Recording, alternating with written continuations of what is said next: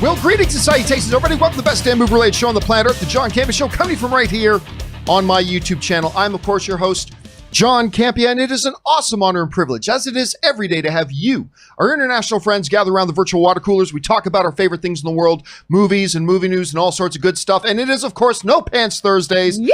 Which means my two special guests are, of course, Aaron Cummings and Joey Bishop's here. Back. Joey Bishop is back. Hello, everybody. So I have a movie recommendation for today again. Oh, what's your movie recommendation? So last week it was big, so that we can try to recapture the innocence of childhood and youth. Yesterday it was Ava DuVernay's incredible documentary, The 13th, about the 13th Amendment. And today it is another documentary. Actually, you're a football fan, John. Did you ever see the Academy Award-winning documentary Undefeated, about the Memphis high school team? Yes. Okay, so the directing duo that brought us the Academy Award-winning documentary Undefeated, which is TJ Martin, my very dear friend, and his partner Dan Lindsay, they did a film for National Geographic, and it's called LA 92. It came out a couple years ago. It's available on Netflix, and it is an incredible documentary juxtaposing the 92 riots in Los Angeles with the riots from the late 60s. And it doesn't have any talking heads, no opinions. It only uses actual news footage and presents the facts as they were laid out. Real interviews with real people at that time. And it is a fascinating, fascinating documentary that I highly recommend everyone watching, especially if you are having trouble piecing together a lot of things that are going on right now. This gives an incredible historical context. All right, what's the name of it again? Oh, sorry. It is called LA 92. LA 92. 9 and 2 are numbers, not spelled out. They're not letters. They're not LA and then 92, the numbers not spelled out. And it's on Netflix. All right. Well, hey, listen, guys, we are very glad that you're here joining us today. We do have a number of things to talk about. Let's do a little bit of house cleaning here first, though. Let you guys know that if you are watching the John Campea Show and you enjoy doing it, but not every day do you have the opportunity to sit in front of an open YouTube window and watch. Maybe you're commuting, maybe you're at the gym, maybe you're at work, but you still need that fix. Good news, there is an audio-only version of the John Campea Show. It is the John Campea Show podcast. It's just the audio-only version of the show. You can see it there on Apple Podcasts. Go and find it on your podcasting app of choice and subscribe to that today. Okay, guys, we've got a number of main topics to talk about, and then we're going to go into the second half of the show taking your live questions and comments. How do you get a live question or comment on? Just use the tip link that you see in the top of the description of this video. There's a link right there you can click. It's streamelements.com/movieblogtv/tip. You'll be getting your question or comment on the second half of the show, and you'll be supporting the show at the same time. And with that down, let's get into our main topics today. And how do we select our main topics here on the John Campea Show? Well, it's really rather simple. You see, you guys come up with them by going anytime, 24/7, over to www.thejohncampeashow.com/contact. Once you get there, you're going to see a form. Fill it out with your topic or question. Hit submit. It's totally free. And then maybe, just maybe, you might see your submission featured as a main topic here on the John Campea Show. With that down, let's get into main topic number one, shall we? And our first main topic today gets submitted to us by Darren Terrence, who writes, "Hey, John, I'm really looking forward to getting back into the movie theaters, but I just saw a report that said Cinemark isn't planning on requiring their patrons to wear masks while in their theaters. Isn't that kind of irresponsible of them, considering this virus is still spreading? What do you think?" All right, thanks a lot for sending in that question, man. And yes, one of the things we talked about on the show the other day was number one, that Regal has announced that they plan on being open by July in time for Tenet opening up. And Cinemark has announced that they're going to start opening their theaters this month in June, I believe, like in the next 2 weeks. They're going to start the process of opening up their theaters. And of course, that makes somebody like me very happy. I'm extremely excited to get back to the movies. That said, one of the other things that we've talked about and emphasized on this show a lot is that the movie theaters are going to need, especially in the opening weeks, to make sure they do everything they can to say to their patrons, we are doing everything in our power to make sure this is as safe of a situation as possible for you to come and be in. The grocery stores, sanitize my hands before I go in, make sure I'm wearing a mask. They wipe down all the grocery carts. They do all that stuff to make sure that somebody like me, an average grocery store shopper, feels safe. The movie theaters need to do the same thing. And that's why I was a little bit surprised to read this about Cinemark talking about their reopening. Now, this story comes to us from Movie Web Rights, and this is the quote from Cinemark, who said, "We have been intensely focused in developing enhanced health and safety protocols," fabulous, "understanding that these factors will weigh heavily on the confidence and peace of mind of our employees, guests, and community as we reopen our theaters." Cinemark CEO Mark Zoradi is quoted as saying during the live stream conference call, "We will be requiring all employees to wear face masks," excellent, "and encouraging guests to do the same." Encouraging. Now, that's not just an issue of semantics there. That is actually, the article goes on to point out that when asked to clarify that, he did point out that they will not be requiring guests to be wearing masks as they come in. Now, look, let me say this. I don't like wearing the masks. I don't. I don't find them to be a cute fashion statement. I find nothing enjoyable about it. I go out for my late night walks. I hate wearing the thing and when there's nobody else around me, I'll pull it down. If there's nobody else surrounding me anywhere, I'll pull it down. I find it a little difficult not when I'm sitting down, no difficult in breathing, but as I'm walking, I find after about 20 minutes, it gets a little bit irritating. I don't like it either. But I'll tell you what, I love the fact that my grocery store requires that we wear them going in because it just makes me feel more comfortable. Knowing that any one of these walking petri dishes around me, if they cough or sneeze, the majority of it is going to get caught. I mean, it's not 100% foolproof. Of course it's not, but it makes me feel a little bit more confident. And it actually has been proven to limit, doesn't stop, but limits exposure. It limits exposure. Well, there you go. So, I mean, I like that a lot, and so I think it's probably the responsible thing for them to do to make sure that patrons are wearing them. Now, I get it. If they're drinking their soda, if they're eating their popcorn, okay, but that's a limited amount of time. That's a finite amount of time. Say 15 minutes in total, they're actually moving hand to mouth, all right? Okay, that means for the other hour, 45 minutes, they're not. Now, don't get me wrong. This is not the be-all, end-all. It just seems to me that living in an environment right now where this sort of thing is really important, why are they not requesting people to do this, requiring people to do this? I just think it makes more sense for other consumers. Anyway, Erin, you see this. What do you think about it? You know, John, I've thought about this a lot, and what I've come to realize is going to a movie theater that does not require masks is like going to an orgy that doesn't require condoms. You can do it. It's just probably not the best idea. You know, and I'm like you, I go for my walks, and when I see people, and it's kind of one of those things where like I'll be walking on one side of the street and then someone will pass on the other side of the street and we pull our mask down if there's nobody else around, but there's a you just pull the mask up and as a little nod of saying, hey, I care about you. I know that I'm more than 6 feet away from you, but it's kind of come to be this thing when I'm walking around Laurel Canyon on our walks that people just do it out of a sign of respect. And that's kind of how I look at this, is if you are not willing to wear a mask, it's not that I think that I just think that you don't have respect for the people that are in your community and that are around you. I think I lost your battery there for a second. Oh. Anyway, but please continue. I have the image up. Please continue. Did you get the comparison that I made to what going to a movie theater is like? Yes.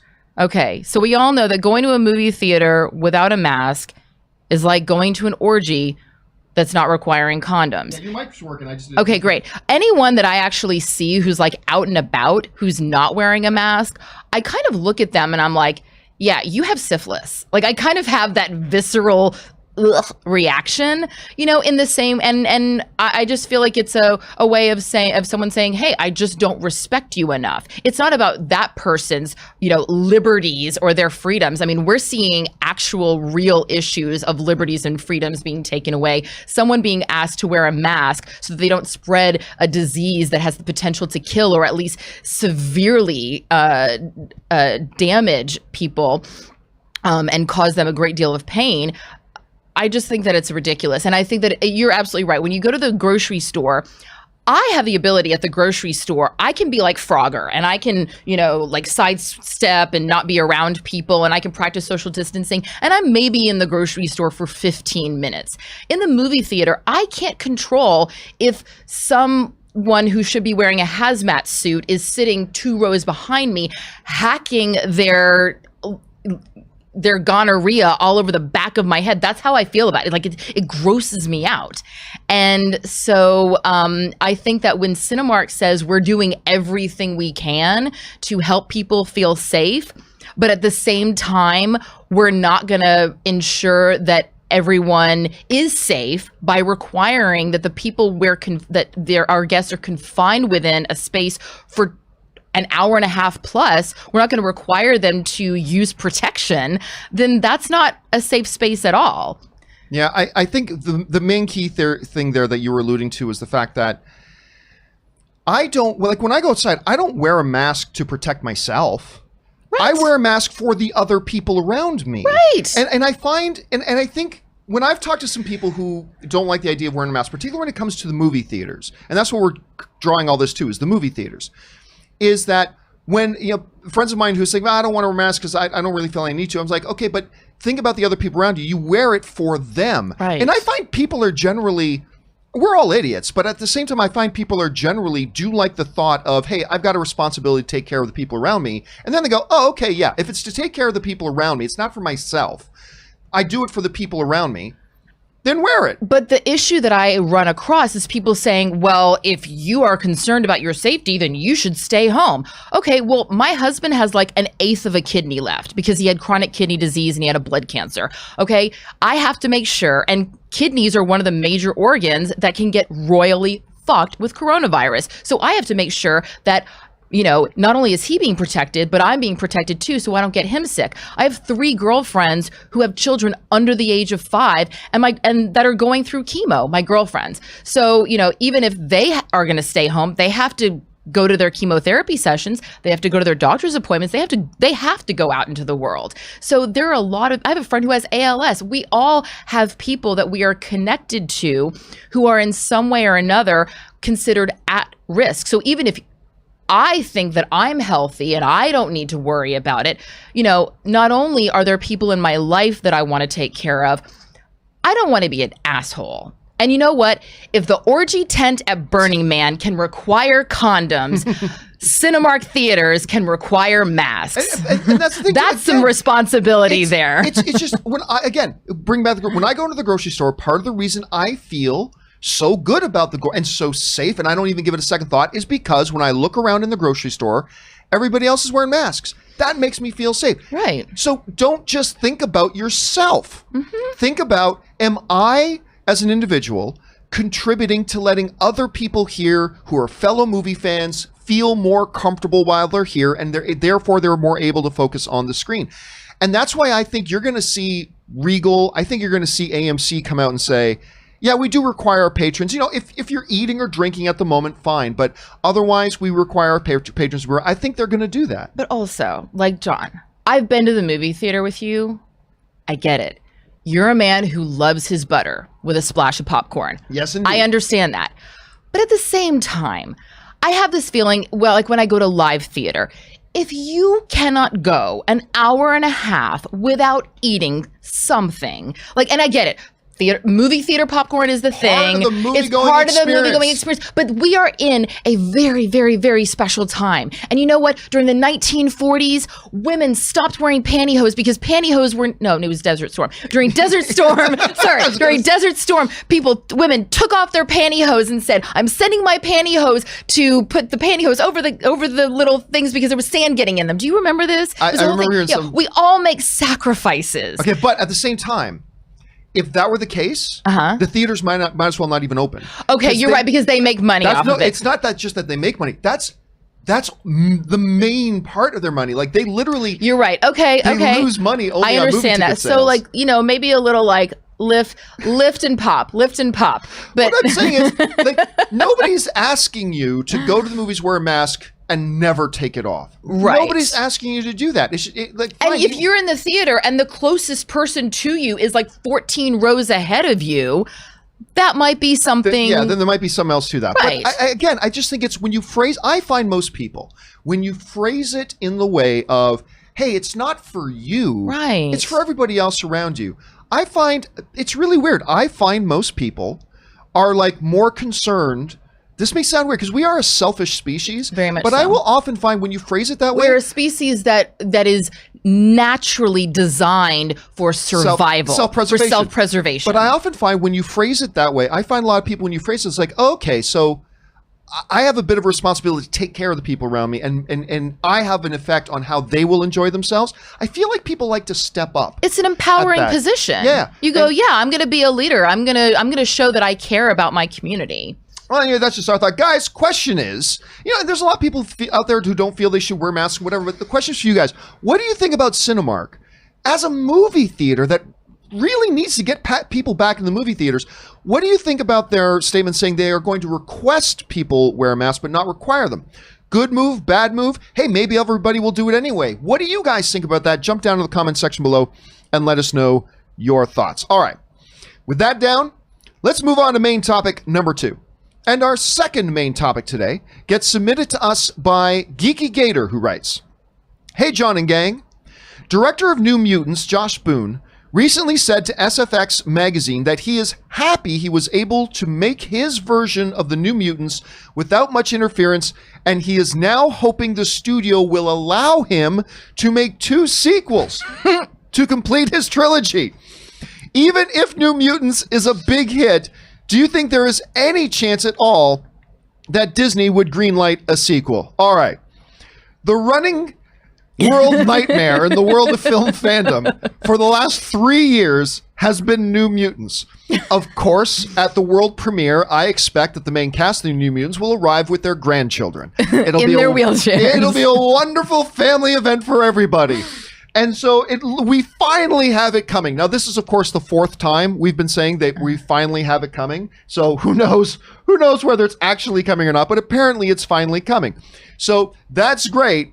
It's coming. And then we all know that once that's done, the era of Fox X-Men stuff is complete. Kevin Feige now jumps into it. Well, maybe there's hope for it, because Boone, the director of the film, saying he thinks there's a chance they could let him do more. Ultimately, this is from the director of New Mutants, Josh Boone said, "Ultimately, after all this time, I was able to make my New Mutants film, and I am proud of it. What I'm hoping for now is that it will be successful enough so the studio will allow me to complete a trilogy I've got all planned out." So let's talk about this as the side note for a second. As a side note for a moment, him saying he was able to make the movie he wanted to make. This is a great example of how film studios and director relationships should work. Not because Josh Boone has talked about this before. It's not that the studio just goes, "Oh yeah, you can direct a movie. Yeah, don't tell us anything about it. You just go do your thing." No. A successful relationship between a studio and a director, please take note, Kathleen Kennedy, is that they sit down with their filmmaker, make sure they're both completely on the same page before cameras start rolling. And once everybody's on the same page and everybody understands their responsibilities and everybody understands the parameters, then you say, okay, now you go. And as long as the director honors those parameters that they all set in advance, they have the freedom to go and make the movie they want to make. And the studio saying, hey, as long as you're staying within the parameters we all set together, we're not going to interfere. That's the way it's supposed to work. So that's great. But let's move on to the main thing here. Mm-hmm. This notion that, listen, I think if Josh Boone is coming out and saying this publicly, and this is just me speculating, if he's coming out and saying this publicly, to me that suggests there has been a conversation at some level, at some place, at some time, where Boone has entered into the throne room of Feige and Alan Horn and said, "My lieges, if this does well, mighteth I requesteth a second and third parteth," to which maybe Alan Horn said, "Perhapseth." I mean, I don't know. It sounds like at least at some point, some small part of glimmer of hope might have been given to Boone for him to actually come out and say publicly, "I'm hoping that this will be done. This will be big enough." You know, it doesn't, not a $2 billion film, right. It just says big enough that it will get them to let me do sequels. This is fascinating. Mm-hmm. The reason it's fascinating is because as it's pointed out in the email, we've all known forever the Fox era of X-Men stuff is done. The only last remnants of it before it's swept away, in the words of Grand Moff Tarkin, is this one remaining nugget floating around in the toilet bowl that refuses to go down, New Mutants. Okay. Now get it. I am excited for this movie. Don't get me wrong. Clearly not, since you just compared it to a nugget of shit. The turd that won't go down. But honestly, I am, though. I've been talking about New Mutants for a long time. I'm excited to see this movie. I really am. But everybody knows this is just the last hurrah, right? Because let's say for a second that there is a possibility that it's successful enough, whatever enough means, that it warrants, that has Disney going, yeah, well, let's talk about doing 3. What does that do? And what does that say about whatever plans Kevin Feige has for the X-Men moving forward? Now, granted, Kevin Feige has said he's got no plans for X-Men right now. Well, I mean, this was like a year ago, but he said, I've got a 5-year plan. I'm not interrupting my 5-year plan, blah, blah, blah. So maybe Feige actually hasn't done a lot of movement on what his plans for. I mean, I don't know. But if the whole idea is that Kevin Feige is going to take the X-Men and relaunch them within the MCU, then you can't go forward with New Mutants unless, this is where it gets fascinating, Marvel has decided to take a page from Warner Brothers and DC handbook and go, wow, look at that Joker movie. It was completely outside of their shared cinematic universe. They just made it in its own pocket world, and it made them $1 billion, got them a Best Picture nomination, got Joaquin Phoenix an Academy Award, got all these other award accolades. Well, I don't know. Maybe let's say New Mutants makes $800 million. Maybe we'll let Joshie go over there and continue. Don't use any other X-Men characters because we're going to use them in the MCU. But sure, you go ahead and make it 2 and 3, and we're just going to say it's an isolated movie. I'm not saying that's what they're going to do. I'm not even saying that's necessarily a good idea. It just does make the imagination run wild a little bit. I often find it's premature to start talking about sequels before the first movie comes out. Right. That usually, hello, Universal Monster Universe. Tom Cruise's mummy would like to have a word with you. But I don't know. At the same time, Aaron, this could just be a director who is completely talking out of his ass in the purest form of childlike optimism, wishing upon a star. Maybe, but he's clearly got confidence in this. Let me ask you, you're seeing this situation, this guy talking about doing this and that, and I am looking forward to the movie, but it's a movie that's gone through a long, hard road to get to where we are, and it's still not in theaters. I don't know. What do you make of all this? I think that this movie probably holds the record for longest marketing campaign. Maybe this is all by design and it's just a grand scheme to fool all the rest of us into just talking about this movie for 18 years before we finally see it. I don't know exactly whether or not it would be interesting to see if Alan Horn was shocked by this news, or because it could have been like, hey, we had no idea that there was a trilogy in the works, and he's like, yes, I know, but now the power of Twitter is going to compel you. But we've also seen, I can't think of any off the top of my head, so this is maybe bad to say, but there are examples of the power of suggestion. And so maybe in his mind, there's a way of saying, hey guys, I really implore you to come see the movie, because if you support this one, there will be more. Of saying, does it intrigue you, John, as a film fan, the idea of seeing the first of a trilogy versus just a standalone movie? Does that, it intrigues me. It does. As long as they treat it like Star Wars treated Episode 1. It was a complete beginning, middle, end movie with a completion with open doors. Right. Vader escapes. They could then do, as long as they treat it like that and they don't, say have an ending to New Mutants that is more likened unto the ending of Lord of the Rings, The Fellowship of the Ring, where it ends on this, okay, like a cliffhanger. There's the place that we're going to. Roll credits, la, right. la, la, la. Unless I'm going to get to see where they're going to the very next week on Friday night at 7 p.m. on CBS or whatever. I don't want to go, oh, how long do I have to wait? A year and a half? Wait, what? I don't know. That kind of break between. I don't like as long as this is a beginning, middle, and end with a few open threads that they could go down. And listen, the idea of one of the things I have always wanted and liked the idea of is, and I'm never going to get this. I understand I'm never going to get this. I've always loved the idea of Disney and Marvel keeping the X-Men out of the MCU in their own cinematic universe. Because look, without the 375 X-Men characters, they already have 5 years worth of movies planned out with no Hulk, with lots of characters they're not using. They have all the characters in the world they need for that MCU. So why not create a secondary cinematic universe that can have a unique flavor, a unique DNA, different from the MCU, and you've got hundreds of X-Men characters. I like that idea. However, I know it's a pipe dream.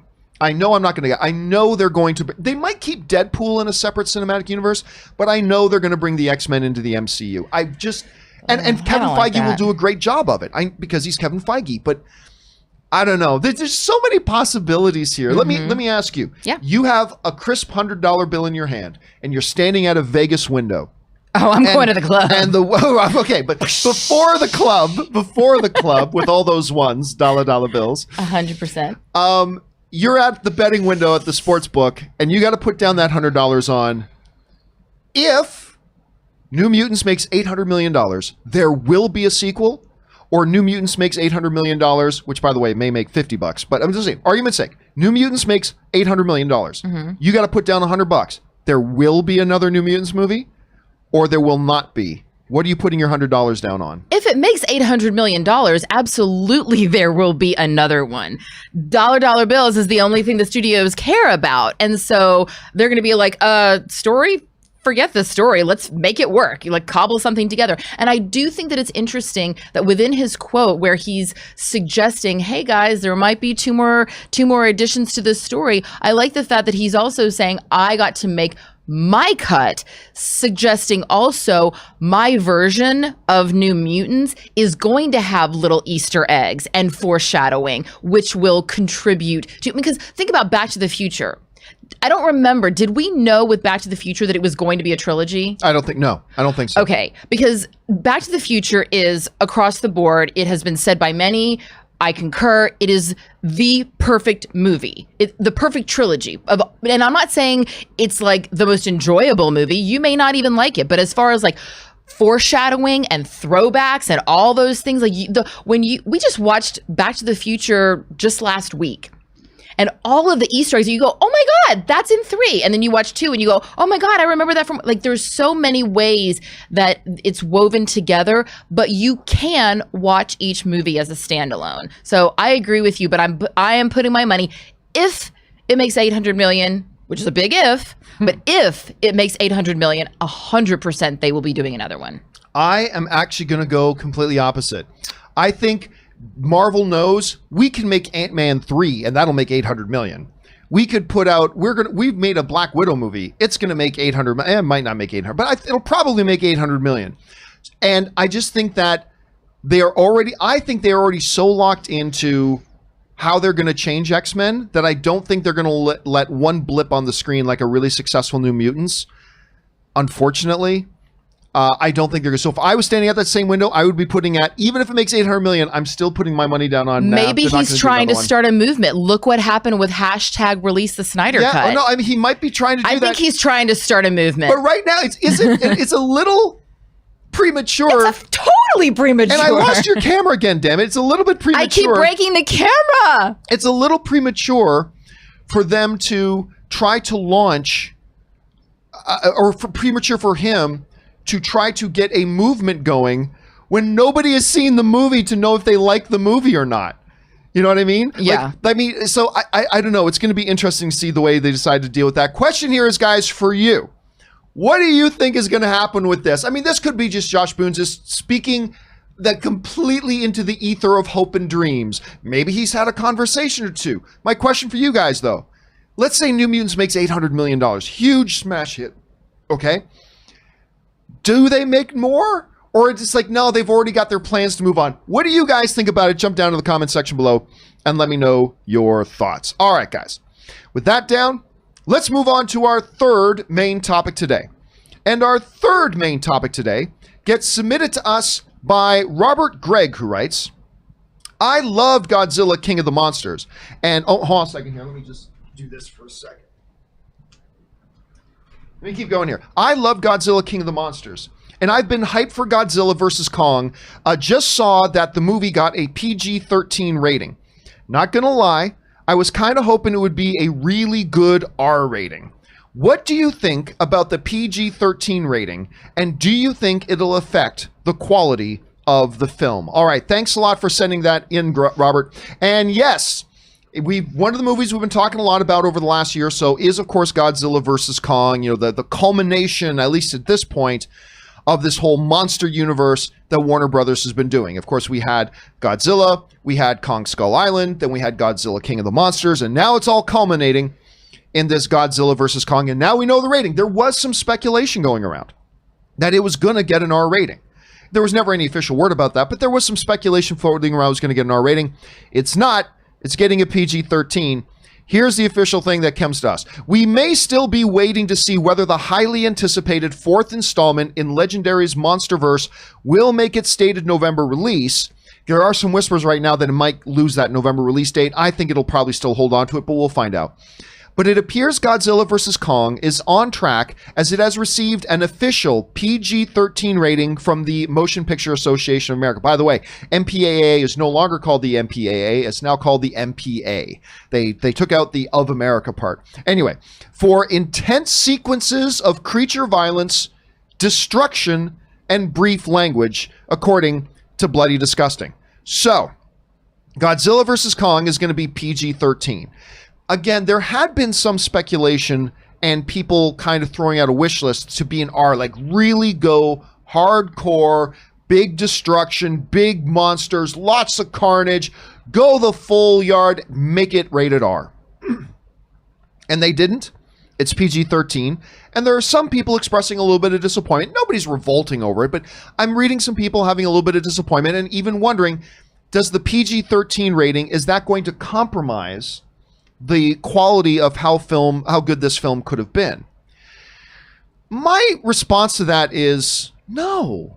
Listen, you got to understand something. We talk about this on this show quite often, and that is, in the world of ratings today, right or wrong, there are certain things that will get you an R rating and certain things that won't. A lot of nudity, sex, dropping tons of F-bombs. Yeah, that stuff. Excessive gore, but particularly human gore. Like the Saw movies. Like the Saw movies, for example. Yes, that can get you an R rating. However, we've talked about this before when talking about PG-13 versus R. When you look at Transformers, you can have a scene where Optimus Prime turns his arm into a giant, has a giant sword come out of his arm, slash the limbs off of other robots, in a robot form, disembowel them, ripping their guts out, and then severing their heads, rolling around on their... And it's a PG-13. Why? If that was Captain Jack Sparrow doing it to another pirate, yes, that movie gets an R rating. But because it's fictional, like animated robots, they give you a little bit more leeway. When it comes to like aliens or monsters, you can do all that sort of stuff. We've seen a tremendous alien or monster gore. We've seen tremendous amounts of it. But it gets PG-13 rating, and for right or wrong, because they just don't look at that the same as doing that stuff being depicted with human beings as opposed to robots and monsters and CG characters and all that kind of stuff. Understanding that, how would the things that would give Godzilla versus Kong an R rating, how would any of those things help Kong versus Godzilla?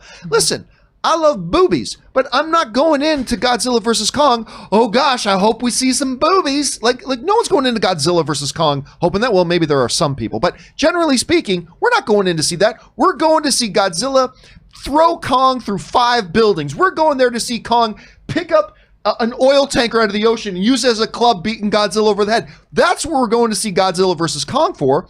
We're not going there to like have Godzilla body slam Kong and have Kong go, fuck, that hurt. We're not going there to see that. That's not what we're going into Kong versus Godzilla to see. We're going in to see some Kong versus Godzilla action, and none of that stuff, by the way the MPA operates and functions and gives ratings today, none of that stuff would give Godzilla versus Kong. Listen, I am skeptical of Godzilla vs. Kong because I was not a fan of Godzilla King of the Monsters.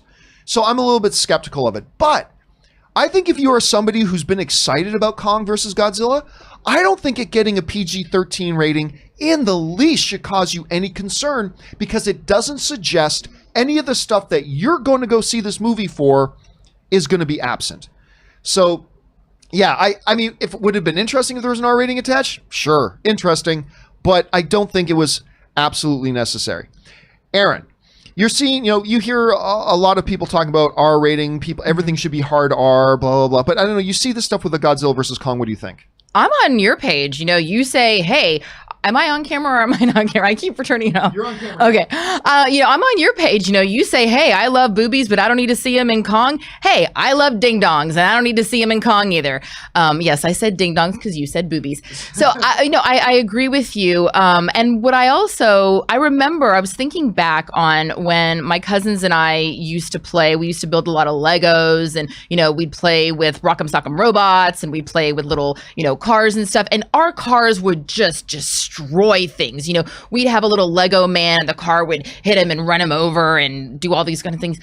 But we weren't actually taking real cars and driving over people. And so I liken these types of movies, Transformers, Godzilla, Kong, I liken them to when I was a kid and I was playing with my toys. It's just now the toys are 70 feet tall and I get to watch them on screen playing with each other, and coming to life. So that's how I think about these films. It's not necessary for them to be cursing. And I also go, I would love to be able to take my 14-year-old nephew to see this movie. I think that'd be a really fun experience for us to have together. And if it's a rated R movie, it just becomes a much larger conversation and, oh, well, I don't know, I haven't seen it yet. Maybe I should go watch it first and find out if it's appropriate. I love the idea that people can go with their, young teenage children and enjoy this as a family. Okay, high five, Joey. I like that that this can be an exciting, dramatic, action-packed family film still. We need those. Not every film needs to have an R rating. We don't need to see boobies and ding-dongs and hear F-bombs every other sentence.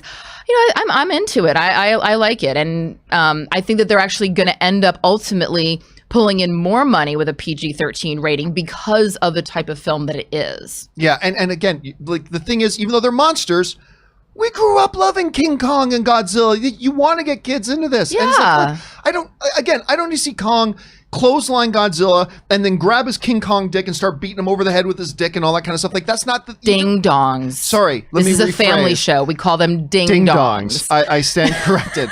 But I don't know, maybe that'll be in the director's cut. Who knows? Question here is, guys, what do you think about the idea of Godzilla versus Kong getting a PG-13? I don't think it compromises the movie at all. I think we're going to get every ounce of glorious monster-on-monster violence that we could possibly get, and it doesn't need to be R-rated, but maybe some of you guys can think of some situations where maybe it might improve the movie. I don't know. What do you think about it? Jump into the comment section below and let us know your thoughts. All right, guys. With all that down and out of the way, we're going to be moving into our live questions part of the show. And once again, if you want to send in a live question or comment and you want to support the channel at the same time, you can go to thestreamelements.com/movieblogtv/tip or just use the tip link in the top of the description of this video. We're going to take a short break before we do, but in the meantime, Erin is going to take off and we're going to, besides the fact that I keep having the battery on her camera die, because the battery was unplugged for whatever reason overnight on your camera. So sorry about that. But anyway, Erin, in the meantime, where can people follow you in your adventures online? You can find me at Instagram at Erin L. Cummings. Also on Twitter, I will be there as well. Joey can be found at Rat Pack Cats. And don't forget, go to Netflix and check out LA 92. All right, thanks so much for being here, and thank you, Joey. So, guys, that's that for the main topics. So hang tight with me if you will just indulge me for a moment. I'm going to take a short break here, rest the vocal cords, stretch the legs. I'm going to go refill my drink, give you a chance to run and use the bathroom. So hang tight, guys. Don't go anywhere. We will be right back.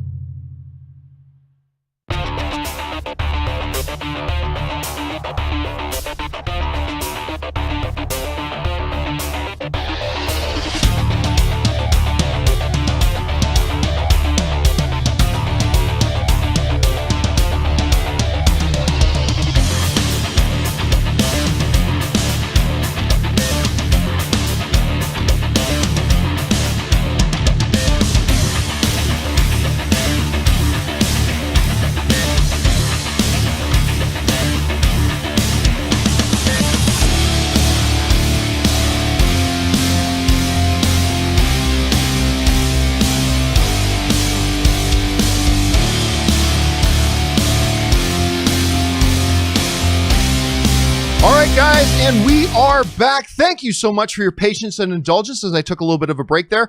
And now let's not waste any more time and dive in and start taking your live questions and comments. So we're going to start things off here with, where are we? We are at Matsif Jada, who writes, the most underrated comedy of all time and Jack Black's best role, in my opinion, is Nacho Libre. You got to give it another shot, John. No, I don't. I listen. I don't hate Nacho Libre. Don't get me wrong. I don't hate that movie, not by any stretch of the imagination. But I am personally not a Nacho Libre fan. I thought it was okay at best, I think, and I really don't need to go back and watch again. But the fact is, the important thing is you love it, and that's all that matters. You don't need me to like it. As long as you like the film, that's all that matters. And listen, you're not alone. I've got a number of friends who really, really love that film. And that's great. It's never really been one that's worked for me all that much. All right, next one up. Calvin Servo Pano writes, John, the Heaven Sent episode of Doctor Who. Oh, somebody else was bringing that up the other day. There's an episode of Doctor Who called Heaven Sent that they said was possibly their favorite episode of television ever. The Heaven Sent episode of Doctor Who, and I agree 100% with the other guy. This episode made me follow Rachel Talalay, who I don't know who that is, on any show/movie that she directs. Again, listen, I'm not somebody who watches Doctor Who. When I was a kid, I used to watch can't remember the actor's name, the one who wore the big hat with the scarf. I used to watch that Doctor Who when I was a kid, but I really haven't watched Doctor Who since. So somebody mentioned this one episode of Heaven Sent, and they said you don't even have to watch or know any other Doctor Who to watch it and love it. So I'm going to try to check out that episode because a lot of people have always wanted me to watch Doctor Who, so I might check that out. Okay. Let's see here. Next one up. Evan Ryan writes, hey, John, with New Mutants being a comic book movie in the horror genre, would you like to see a Star Wars movie in the horror genre? I know I would. Thanks. I got to admit, I go back and forth sometimes on that, but not really. I'm not really interested in a Star Wars horror movie. Now, listen, it's also a little bit different because we get 4 or 5 or 6 comic book movies a year, when we're not in lockdown and pandemic mode, whatever, but we get 4 or 5 or 6 comic book movies a year. When you get that many movies and that many installments, then branching out and it's like, let's try a horror film, but Star Wars isn't really a genre. Like comic book movies are a genre. Star Wars isn't really a genre. It's forever interconnected with being fantasy adventure. Right? At least to me. Now, that's not to say that if they decided to try it, that it couldn't work. Of course it could. But I don't think I'm sitting here thinking, man, I just really wish they would make a Star Wars horror movie when at best we get 1 Star Wars movie a year. At best. Now we're going to go in a number of years before we get another Star Wars movie. So yeah, when you get the volume of movies that like comic book genre gets, yeah, you got to mix it up a little bit. But when it's Star Wars, I don't know. I don't know. It could work. It could work, but it's not something that I'm sitting here kind of, salivating to see. I just want to see good space fantasy adventure. But, that's kind of me. Who knows? I'm sure at some point they'll try it. All right. Willow writes, it's been quite a crazy and difficult time and year for everybody. Yes, it has. I really hope that we will get through this soon and things will get better. And 6-12 months from now, we might be able to look back and laugh at ourselves. I mean, you know what? One of the things that we as a species, we are incredibly resilient as a species. And I find that one of our ways of dealing with a lot of stuff is to look back even at our hardest times and laugh. Some of us, that's more natural than others. Like I remember a couple of years ago, I don't know if you guys remember this, there were fires in LA and in Burbank. And I took a video of myself standing in front of my house and saying, hey guys, how you doing? And then I turned the camera to the hills across from my house and the hills are on fire. Right? And it's like, it may come and burn everything I own. And I just laughed, right? And there were people who got angry at me. They got angry at me for laughing. It's like, this is serious, John. And I'm just like, I know it's serious, but that's how I deal. That's how I cope. I mean, I just look at it and try to laugh at the absurdity of life sometimes. What else is there left to do but laugh? You want me to show that and then cry? Other people might, and that's cool. Nothing wrong with that. But my coping mechanism is I laugh. And I wouldn't doubt at all, Willow, if like a year from now we look back at this horrible time. And if part of our coping mechanism isn't to laugh to some degree. But then again, there's stuff like we don't laugh about what Hitler did. I mean, there's certain things we don't laugh about, even in the best of times. But I don't know. But for a lot of people, I think laughing is the way we cope. And so I'm sure there are going to be people who look back at this and laugh, not because this was such a funny thing that happened, but because that's just the way a lot of people cope. And however you cope is the way you cope. And I don't see anything wrong with that. All right. Thanks for that, Willow. All right. The Wakandan Forever writes, hey, John, I just want to say it was not a mistake what you said yesterday. As the Wakandan, it meant a lot to me and many others as well to keep it movie related. I give your comments 2 thumbs up. So my film recommendation for the day is Black Panther, which of course it is every day.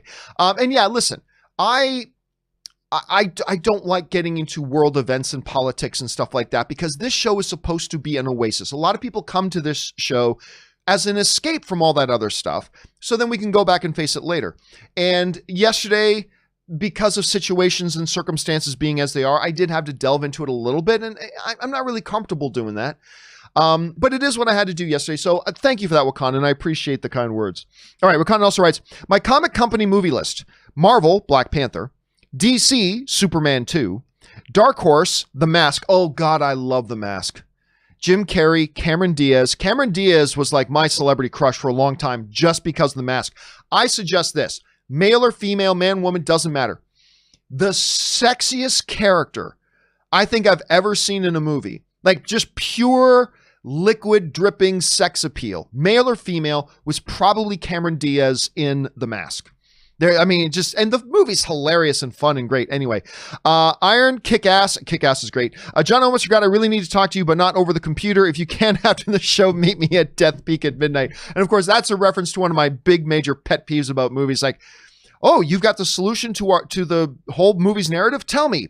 No, I can't tell you over the phone. Meet me at Death Peak at midnight. And of course, the guy will die. So that's my pet peeve. All right, Joel, Drummer Zero writes, hi, John. Hope you, Ann, and movie fan gang are safe and well. We are, thank you. Do you think they should make the Snyder Cut into 3 separate hour-and-a-half films, considering when Justice League was first announced, it was going to be a 2-parter, then release them one at a time every Friday? No, I don't think that's the way to go. I think they really should do it one of the 2 ways that they're talking about doing it, which is either just release it as one big event. It's going to be like 4 hours, they said, maybe a little bit more, or breaking it up into like 5 episodes and make it a limited series, release it as a limited series.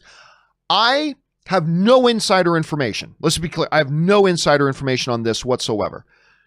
I would be willing to bet money that they're going to release it as a 4, 5, or 6-part limited series event. I would almost bet money on it because that would work better for a streaming service. It'll keep people talking. It's not like, because you know what, on streaming services, something comes out and then people stop talking about it 5 days later. But when you release it 1 week at a time, then you're talking about it for months. And that's what they're trying to do with this being on HBO Max. So I think they're going to release it as a limited series, 5, 6 episodes, something along those lines. And they're going to treat it like a TV series, like a short TV series.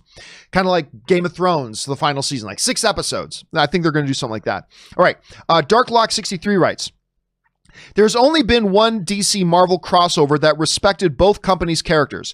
JLA Avengers and Avengers JLA miniseries by Kurt Busiek and George Perez. Unfortunately, no longer in print, although I'm sure Mr. Burnett has a copy. Listen, don't forget about, though, that they did. I keep forgetting the name of the series, but DC and Marvel did this crossover event, and it respected both of the sides of the characters, where it was like Marvel was in one universe, Justice League and DC was in another universe. And their two universes, one was going to be wiped out of existence by this high power. And in order to determine which universes lived, they set up a tournament of one-on-one combat matches. And whichever side won the most individual combat matches, their universe would survive, the other universe would be eliminated. And so they set up these one-on-one battles. Superman versus Hulk, Storm versus Wonder Woman, Robin versus Jubilee, Batman. Who do they, was it Captain America? Was that they put Batman against? Might have been Wolverine. No, Wolverine was matched up against Lobo, I think. Anyway, so they had this big, like Namor versus Aquaman. They had this big, long list of these one-on-one battles. And then what they did was they published who the one-on-one battles are, and they had the fans vote on each one of the battles. And then the results of those battles would be played out in the comics. So Superman ended up beating Hulk because that's what the write-in vote was. I think Robin ended up beating Jubilee, and then Marvel won a couple and whatever. So I can't even remember what the final result was. That was actually a pretty interesting little run they did, and it paid respect, I think, to both sides' characters. I thought it did it kind of well. Now, of course, it was a novelty event, but so is any kind of crossover between the companies as a novelty event. I actually thought it worked pretty well, so that was me. Anyway, thanks for that, Darklock, and you're probably right. Rob probably does own those comics. All right, Ryan Lohner writes, one of two. The really big issue with bringing on a different Batwoman is almost everything in the show so far revolves around Kate. And the lockdown already robbed us of those stories and any closure they were supposed to have. So what Ryan's referring to, well, let me keep on going with Ryan's second part. So is the relationship between Kate and her arch nemesis / sister not getting any resolution? And is Jacob never going to find out the vigilante he hates so much was actually his daughter?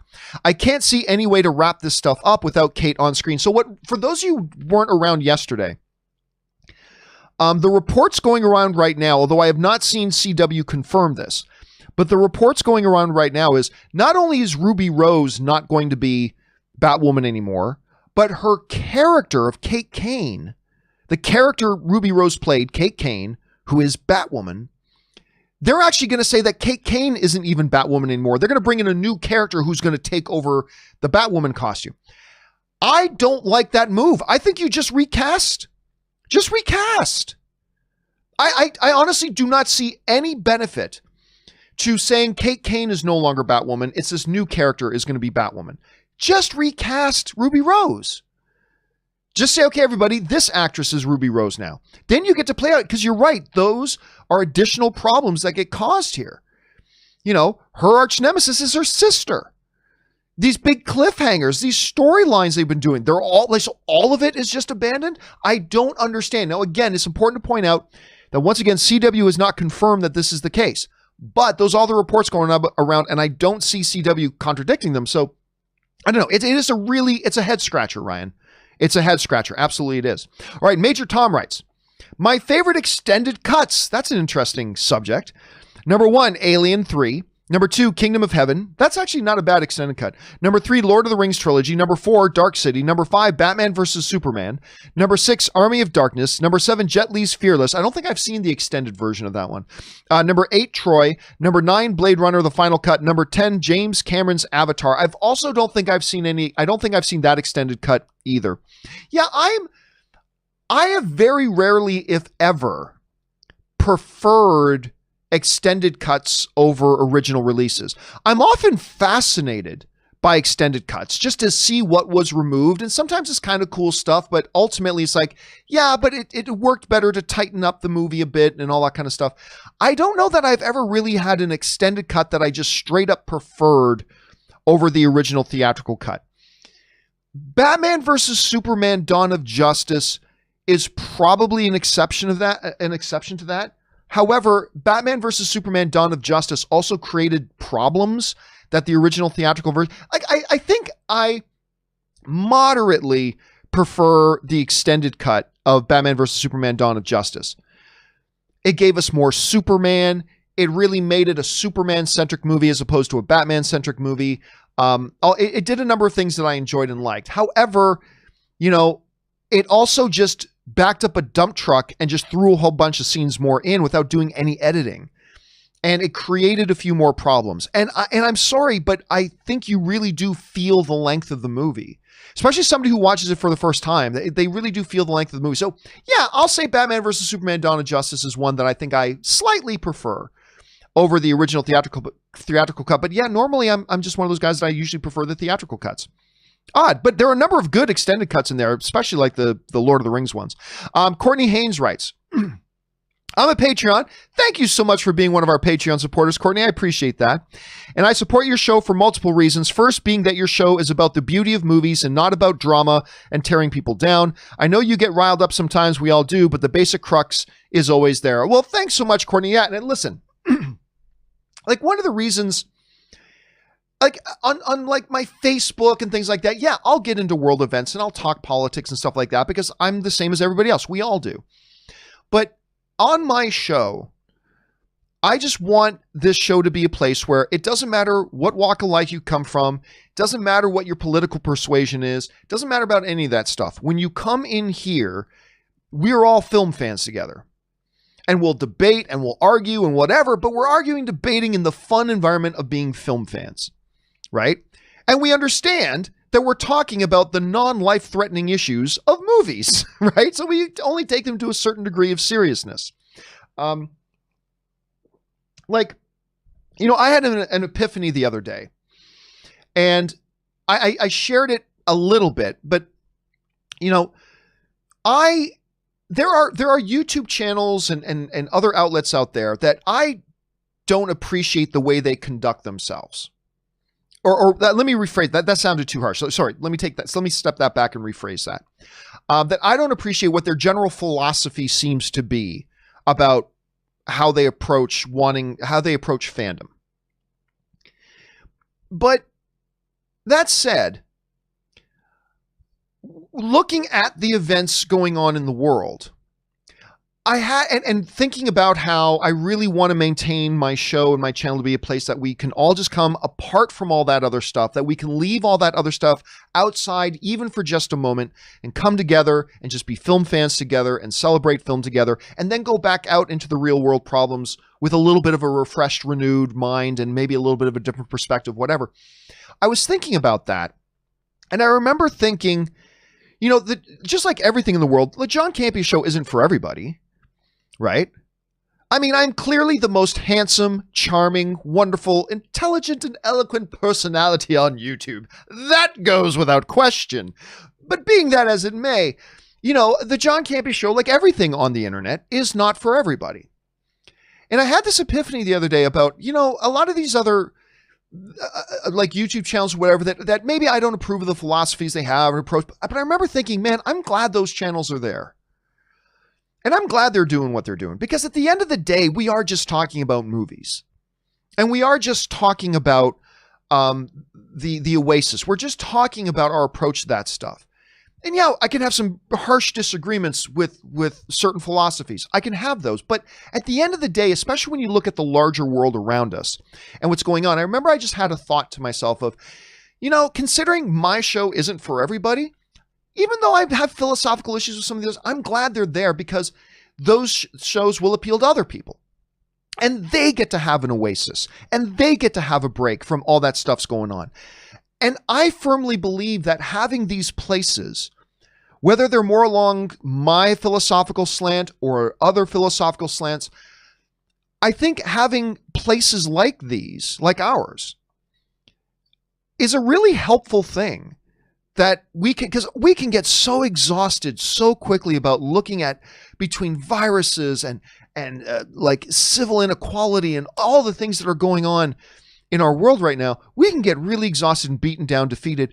And I think when you have places like this, that we as a community can get together, whether it's in this particular pocket or in another particular pocket on YouTube or whatever, the fact that we can have these places to take a break for a second, take a breath, refresh, renew, focus our energies on something else for a minute, I think that does nothing but help us when we go back out and face the real world and the real world problems again. I think it's beneficial.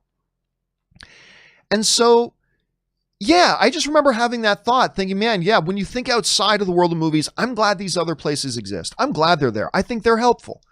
I may not think they're helpful overall to fandom culture, but whatever. That's a different issue for a different time. Right now, when you get into the real crap like we're in right now, I realize, you know what? No, I think it's good they're there. I think it's good that they're there. I think it's good they're doing what they do because they are offering a place for people to get an escape from what's going on in the world for a minute, focus on other things, and I think ultimately that's only beneficial. And so, yeah, there was just a little bit of an epiphany I had. So anyway, there you go. It's when the crap hit the fans that you realize what are the more important things.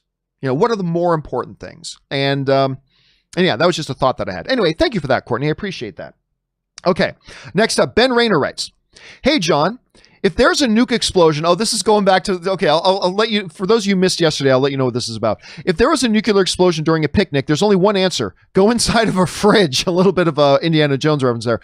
Isn't that a good option?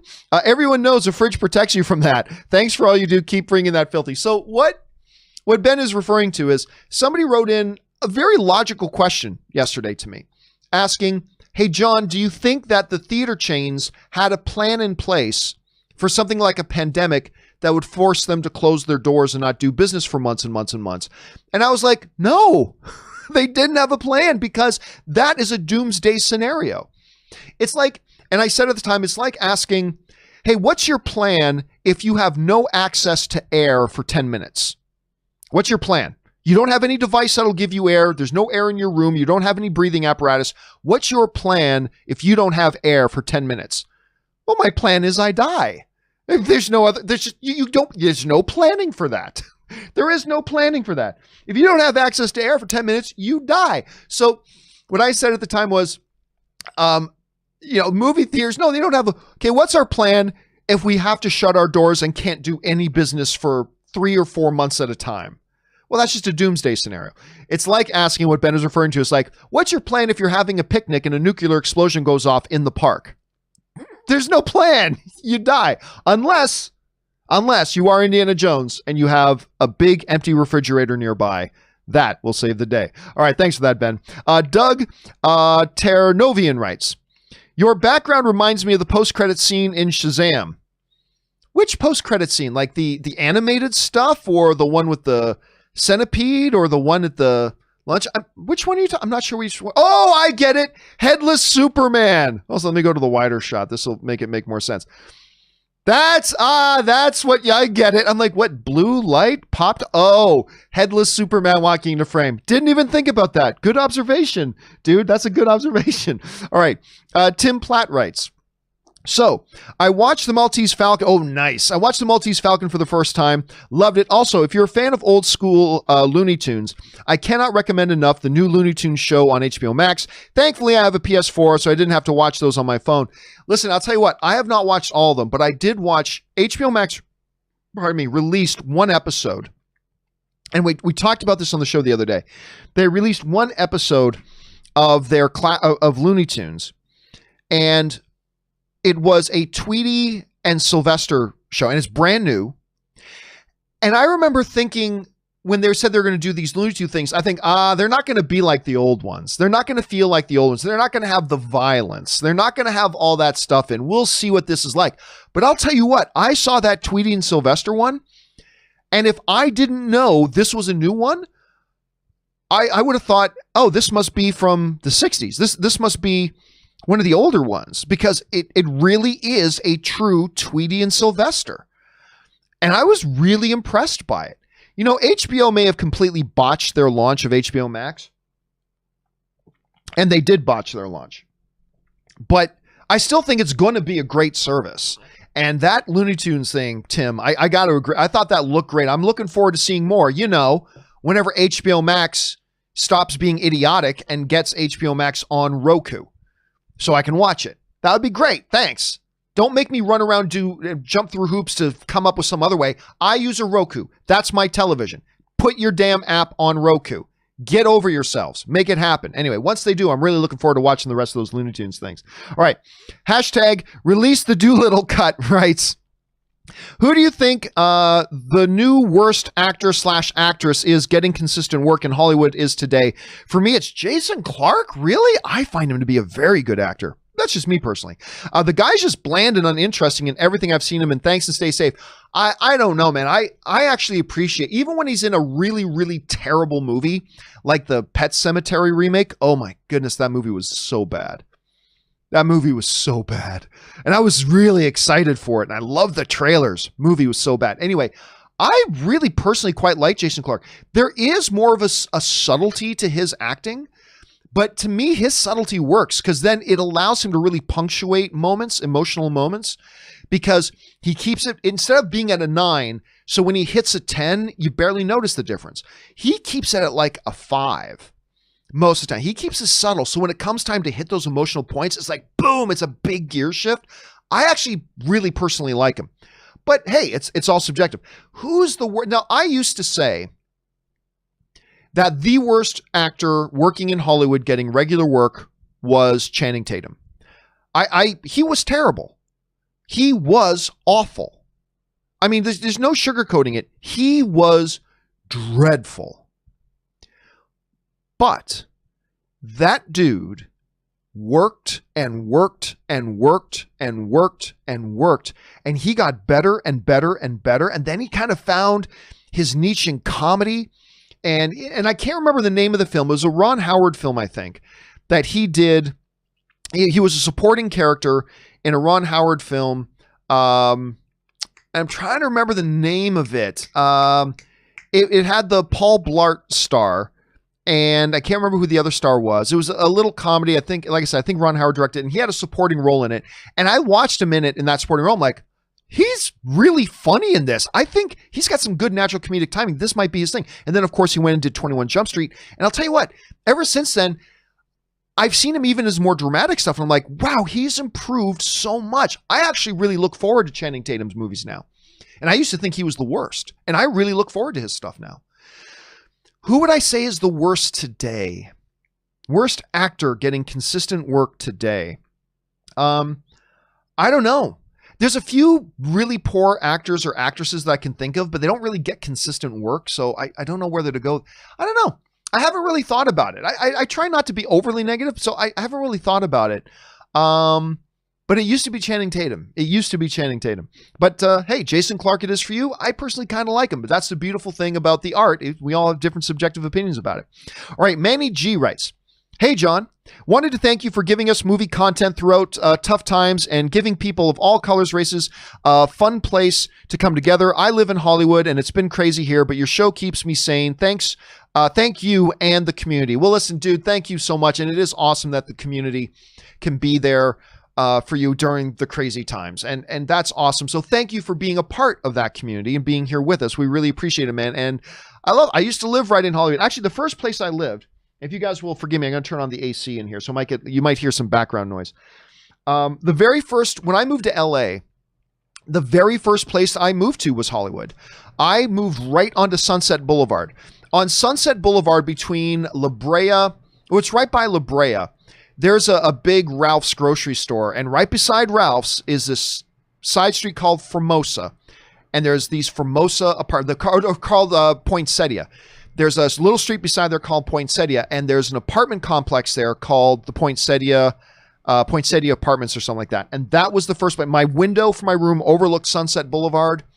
Right across the street from my window was the strip club on Sunset Boulevard that you see in the opening credits of Entourage. Because in the opening credits of Entourage, they're driving down Sunset Boulevard and you see the Cinema Dome, and then you see the strip club with these flashing lights, right? That's literally was right across from my bedroom window. So I lived in Hollywood, and I know Hollywood can be crazy, especially in times like these. So do take care of yourself, Manny, and thanks for being here and being a part of our community. All right, next up, Kazu Hirai writes, hi, John. Can't stand constant Sony bashing messages. We should thank Sony for Marvel films outside of Disney. So instead of 4 Marvel movies a year, we can maybe get 6 or 7. Also, can't see Sony Corporation ever selling Sony pictures. Tremendous synergy with PlayStation, etc. Yeah, there was a time when Sony was looking at possibly spinning off and selling their movie division. But then they had a change at CEO. They got a new CEO, and the new CEO is hardcore committed to the movie division at Sony. He came out this was a couple of years ago, but he came out and put out extremely strong messages that Sony is a movie production company. We are many things, but we are a movie company as well. And he had, because he's a big film buff, the new CEO, well, he's been there for a couple of years now, but the incoming CEO was a major film buff, all that kind of stuff, and strongly, strongly believed in the movies. And listen, I'm with you. I think Sony has done a lot of really good stuff. I think they've done a lot of good stuff. And, you know, when you look at, I mean, they're responsible for Spider-Man, Spider-Man 2. I love the Amazing Spider-Man. Not so much the second Amazing Spider-Man, not so much Spider-Man 3. But then they come out and do Spider-Man Into the Spider-Verse, which I thought was the third best film of the year. I thought it was the best comic book movie of the year. And yes, that's the same year that Avengers Infinity War came out. And I thought Spider-Man Into the Spider-Verse was the best comic book movie of the year. Not a lot of people will agree with me on that, and that's fine. I love Infinity War. You know I love Infinity War, but I thought Spider-Man Into the Spider-Verse was even better. Yeah. I think people who just blindly bash on Sony aren't really sitting down and taking into account all the stuff that they've really done. They've done some tremendously good stuff, and I like them being in the game. They've done some bad stuff, but, you know, everybody has. But, yeah, so there's that. All right, next up, Lee Crow writes, 1 of 3. Hey, John. Found your channel 2 years ago after the Avengers Infinity War. Well, thank you. Speaking of which, was an instant fan after hearing you talking about Man of Steel being underrated. Love that movie. I don't understand why more people don't. Neither do I. But hey, all films subjective. My family has a Christmas tradition where I usually bring over a movie to watch. 5 or so years ago, I took over Man of Steel. At the "You Are My Son" line, my "I'm a man" dad turned to me and asked why I hadn't recommended it earlier, and he looked close to tears. I love seeing that featured in your video.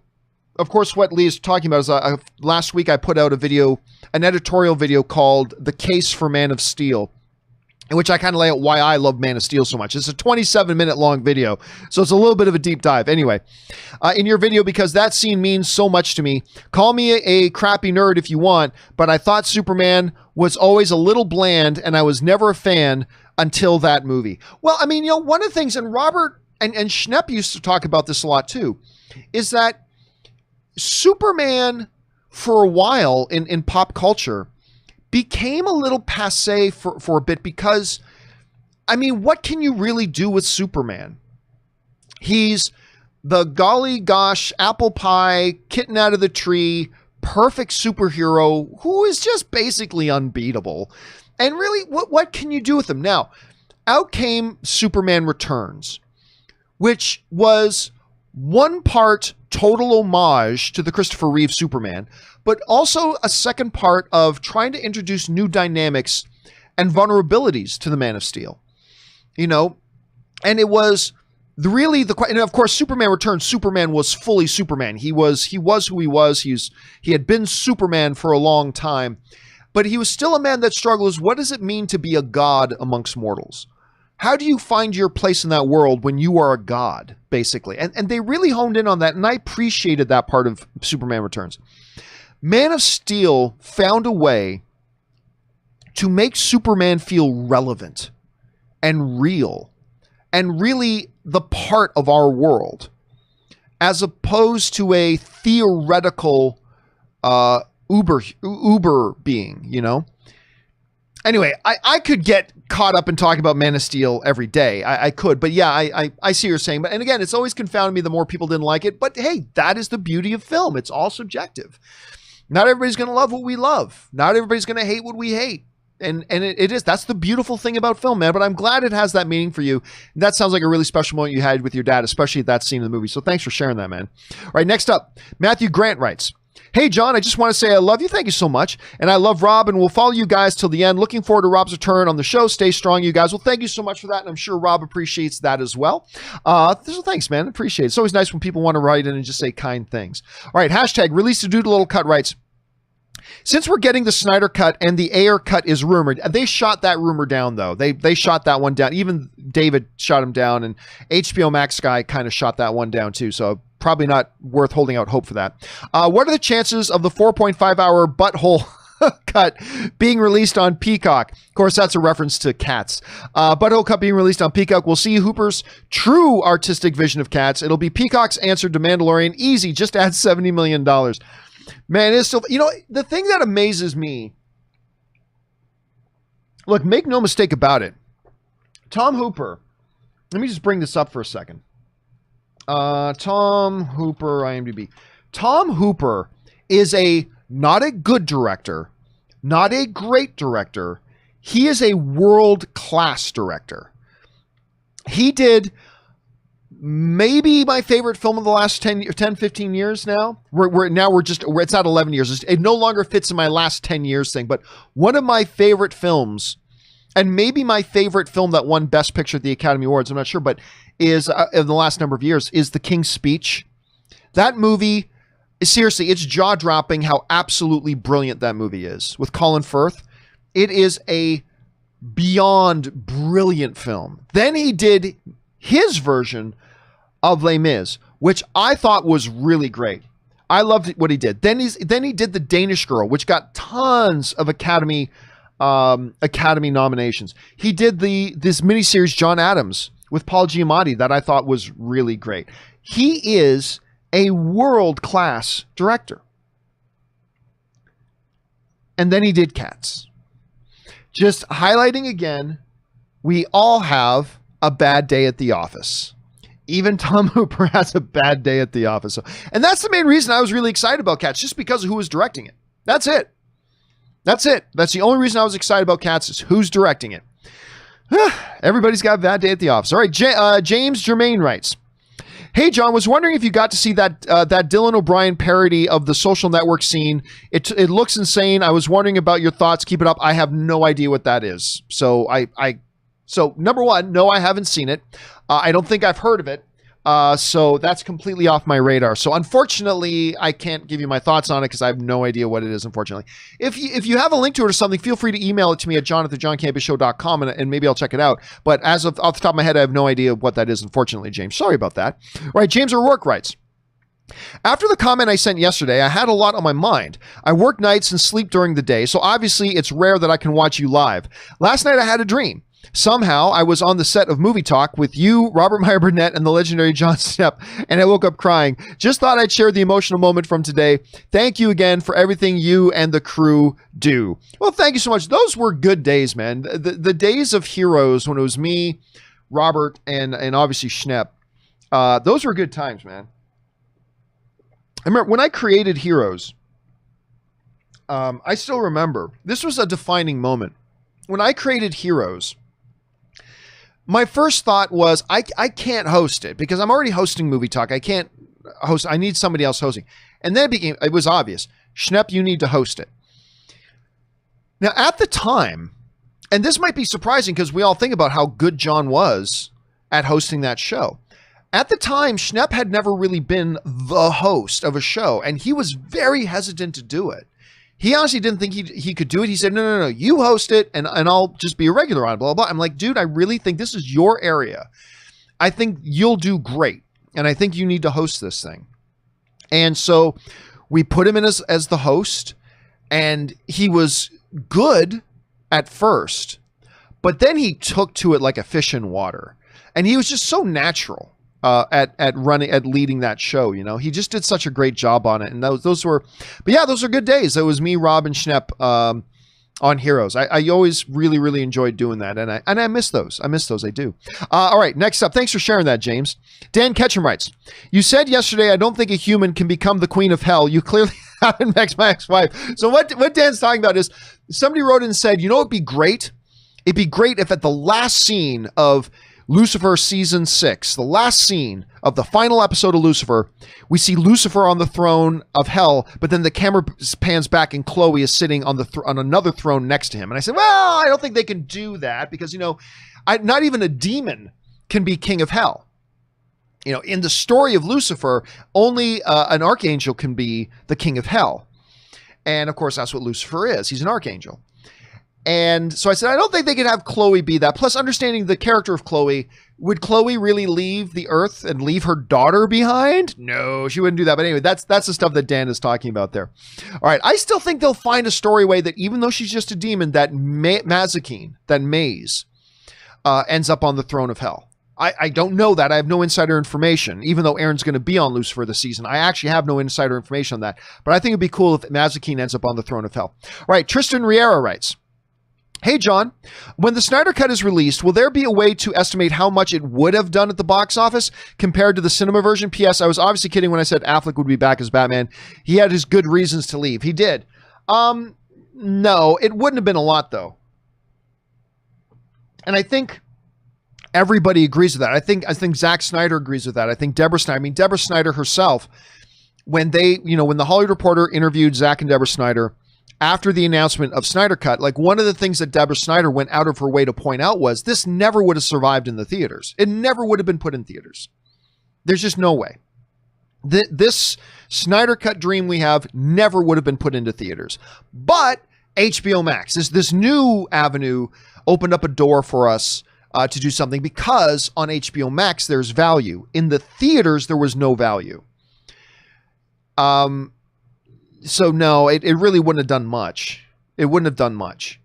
And then there's no way of ever knowing was what would it have done had the theatrical... See, the bigger question is, what would the theatrical, the Snyder Cut have done in theaters if the theatrical version never got released? Like if instead of the theatrical version, they had the Snyder Cut instead, would that have done better or worse than what Justice League did, which was like, what, $650 million? My guess is it wouldn't have done as well as the theatrical release for two reasons. One, when you compare Justice League, the theatrical version, to, say, Batman versus Superman, Justice League had a higher audience rating and a higher critic rating. So audiences and critics actually liked it more than they liked Batman versus Superman. On top of that, considering Snyder Thing is going to be close to 4 hours or even over 4 hours, less people would have gone. Like I can tell you right now, Ray Ora, my graphics guy who loves the comic book movies, if you had mentioned to him, oh yeah, we're going to go see Batman, we're going to go see Justice League movie. How long is it? Almost 4 hours. I'm out. That's exactly what, and that's what a lot of people would have said. A lot of people said, I'm out. Not to mention fewer show times and all that kind of stuff. I don't think there's no empirical data that would suggest that it would have made more. All the data we do have suggests it would have made less.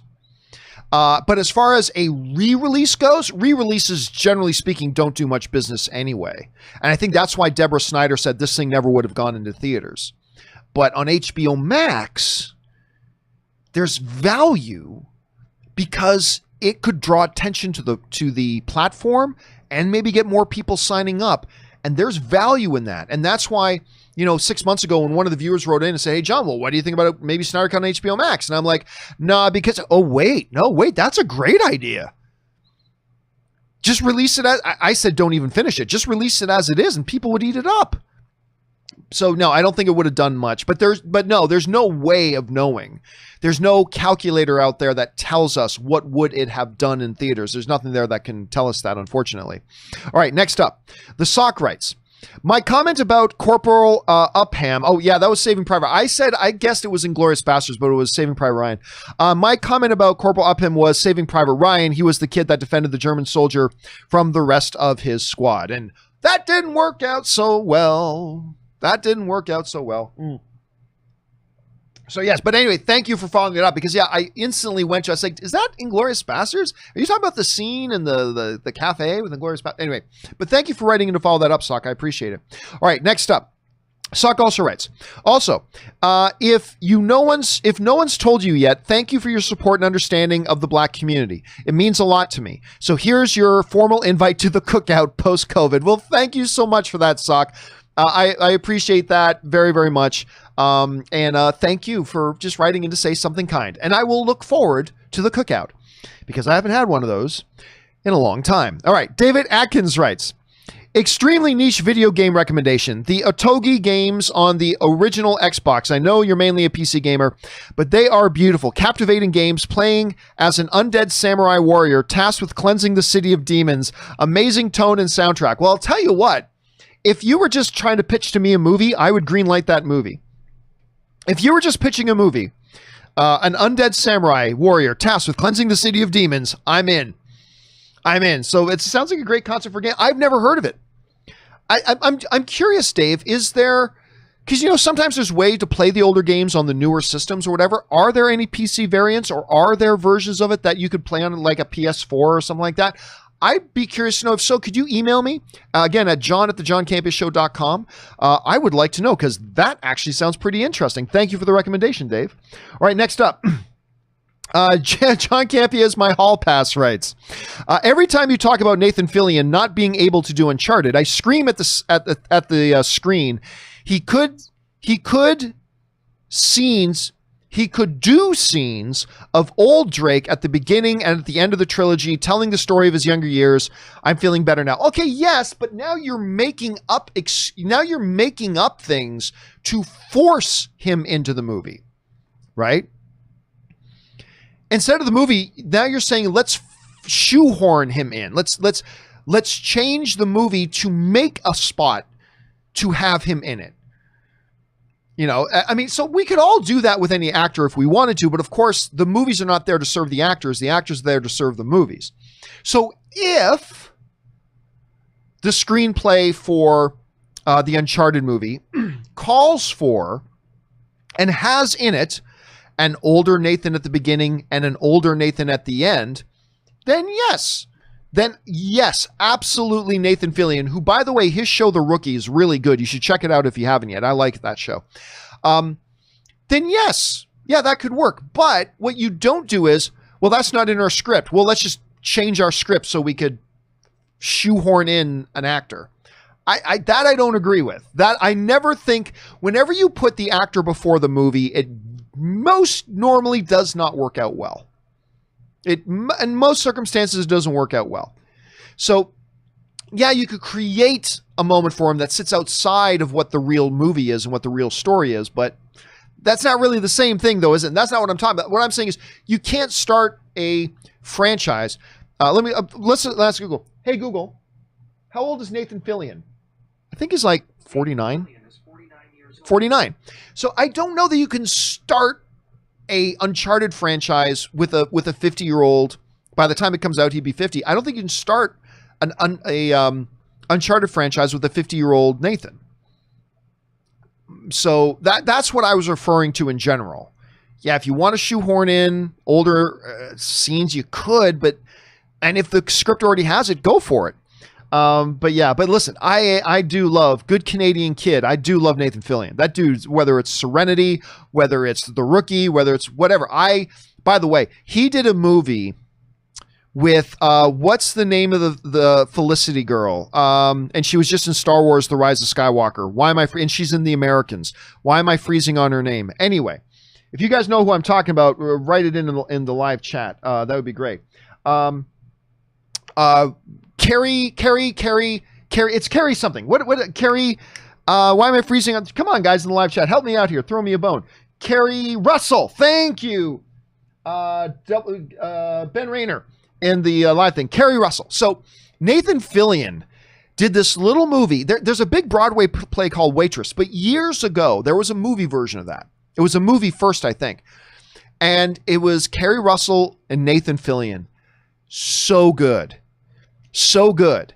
And Nathan Fillion's great in it. He's not the lead. Carrie Russell's the lead, but it's so good. If you get a chance, if you're a Nathan Fillion fan, you owe it to yourself, because it's also just a darn good movie. Go and check it out. It's called Waitress. All right. Russell Amador. Speaking of Carrie Russell, Russell Amador writes, "Hey, John, I'm not sure if you've heard this piece of news, but apparently, according to Paul Bettany's representation, they are looking to complete filming of WandaVision in July in Los Angeles. I hope this is a true, because damn, I miss the MCU." Yeah, well, theoretically, they had already finished principal photography. Actually, WandaVision already had its wrap party. But as Kevin Feige always says, they always do reshoots on all of their properties. They plan to do reshoots in advance. Because as Kevin Feige has said, you get into the edit and you start thinking of ways, so, hey, maybe this could be improved a little bit. So they already plan advanced reshoots. So what they're going to be doing in July is going in to do some pickup shooting and some reshoots.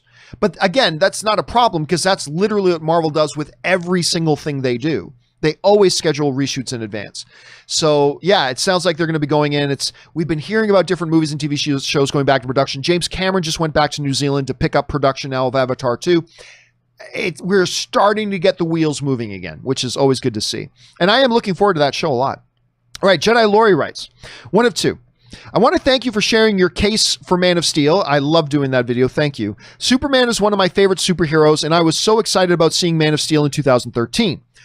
Unfortunately, my heart was broken just minutes before the movie started by the person I was with. Oh, that's terrible. I couldn't concentrate on the movie because of the pain caused by the man sitting next to me. This tainted my view of the film. But I watched it again after your video, and 7 years later, I now love it, and the joy I was looking for in Man of Steel has finally come. I mean, well, I think you just pointed to a larger issue too, Lori, is that because movies are experiential events, movies are experiences. Right? They're experiences. That's what movies are meant to give us, an experience. They are experiential events. Thus, there are other factors that can impact our experience with a movie. First time I saw Inglourious Basterds, speaking of that movie, I hated it. Sometime later, I watched it again and I loved it. I'm like, why did I hate this movie?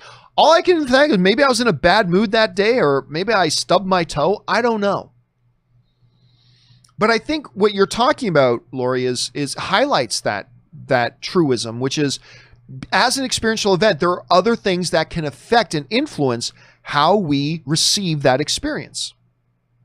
So yeah, you go into a movie and you're in a really uncomfortable situation, it's going to affect your experience with the movie. For sure it will. Absolutely. At the same time, you go to a movie and there's a circus event, and you go to the opening of a DC or a Marvel movie and there are thousands of people there dressed in costumes, celebrating and cheering and stuff like that. That adds to the experience. Maybe both of those extremes are unfair, but it's true. They add or affect the experience. So, as a fellow film fan, I am really sorry you had that experience with Man of Steel, but I'm glad you had the opportunity to give it another go, and I'm glad you love it now, because I certainly love it too. So thanks for sharing your story, Jedi. All right, next up, TJ Lynn writes, I was never a Gene Hackman fan before. Oh, God, I love Gene Hackman. But due to quarantine, I binged his films, and now I love him in all of his films, maybe because I'm approaching 40. His on-screen older man persona entices me more. Mississippi Burning, which is a movie I recommended not long ago. Unforgiven, yes. And I think you've got to talk about French Connection. Hold on a second. Let me just bring up... of course, you got to bring up French Connection. You got to bring up French Connection 2. He retired, I thought, way too early. But, you know what? He'd been acting for a long time. He wanted a break from it all. The last movie he did, which is unfortunate that it was his last movie. The last movie he did was in 2000. It's been 16 years. 16 years since Gene Hackman did a film. 16 years. He's 90 years old now, Gene Hackman. But he did a movie with Ray Romano called Welcome to Mooseport. And that's too bad there was that. He did Behind Enemy Lines, Royal Tannenbaums. I think Royal Tannenbaums was the last great film he did. So he did that. He did Heartbreakers with Sigourney Weaver. I liked Heartbreakers. I know a bunch of people didn't, but I wasn't a big fan of the Mexican, but he did The Replacements with Keanu Reeves, which I really like. The Replacements. I did Enemy of the State back in 98. Love that. I mean, yeah, and that's all later in his career. I mean, Gene Hackman was excellent, but I love that you watched Mississippi Burning. It might be my favorite performance of his. Unforgiven, the greatest Western of all time. But I would really highly suggest watching The French Connection 1 and 2. If you're starting to get into a little bit of a Gene Hackman kick, watch The French Connection 1 or 2. All right, Mr. TJ Lin writes, better Constance Wu film, Crazy Rich Asians or Hustlers? Just rewatched both. Love Crazy Rich Asians. Hustlers is fine. These are two very, very different movies. Very different films. And my wheel gets stuck. There. Sorry, my wheel gets stuck. Very, very different films, and I like them both. Hustlers is there's a deeper theme to Hustlers. Crazy Rich Asians is more of a just a delight movie. I got a lean Crazy Rich Asians. I had a very, very good time with Crazy Rich Asians. I thought that movie was way more enjoyable than I thought it was going to be, so I had a really good time with that. I also really do enjoy Hustlers a lot. But I think I will personally lean towards Crazy. But again, they are two very different movies where she is playing two very different roles, surrounded by very different casts. But yeah, I will lean towards Crazy Rich Asians. That's just a really good, fun time at the movies. I enjoyed it a lot. All right. Diamond Dog's Puppy writes, one of two. Hello, John and Aaron, who stepped out. Today's underrated flick is 1996's The Frighteners. That's the Peter Jackson film, starring Michael J. Fox and directed by Peter Jackson. Very fun hybrid of sci-fi, paranormal, horror, comedy. It has slowly developed a culture status over the years. However, it is still one of those flicks that is either foreign to people or that Michael J. R-rated Ghostbusters knockoff. In my opinion, a franchise would have been awesome if the film was better received in its initial release. Diamond Dog, over and out. You know what's funny? Whenever, for whatever reason, and he doesn't even have a huge role in the movie, I don't know why. When I think of The Frighteners, besides initially thinking of Peter Jackson, I think of Jake Busey. I don't know why. I don't know why my mind goes there, but my mind goes to Jake Busey. So, I mean, there's that for whatever reason. Yeah, Frighteners, listen, I'm not as big of a Frighteners fan as other people. I like it, though. It is weird to watch that, though, as a Peter Jackson movie pre-Lord of the Rings.